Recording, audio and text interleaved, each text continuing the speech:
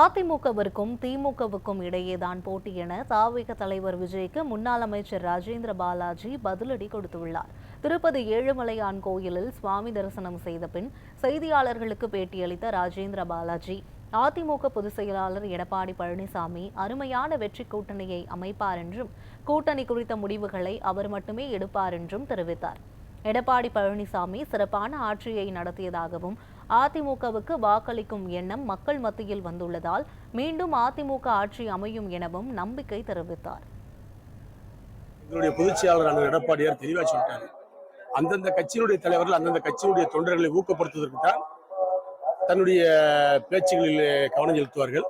போட்டி என்பது அனைத்து அண்ணா திராவிட முன்னேற்ற கழகத்துக்கும் திமுக தான் உலகம் அறியும், ஊரறியும், நாடறியும்.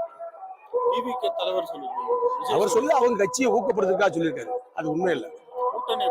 கூட்டணி அண்ணா திமுகவுடைய பொதுச் செயலாளர் அருமையான எடப்பாடி அவர்கள் அருமையான வெற்றி கூட்டணி அமைப்பார். கூட்டணியுடைய முடிவுகளை அவர் ஒருத்தர் தான் எடுப்பார், அவர் அறிவிப்பார். ஒரு நாள் திட்டத்திலிருந்து 100 நாள் திட்டம் வரைக்கும் எல்லாத்துலயும் ஊழல் நடக்குன்னு சொல்லி பொதுவா தமிழக மத்தியில, இளைஞர்கள் மத்தியில, சமூக ஆர்வலர் மத்தியில பேச ஆரம்பிச்சிட்டாங்க. அதனால திமுகவுக்கு இனிமேல் வீழ்ச்சி தான்.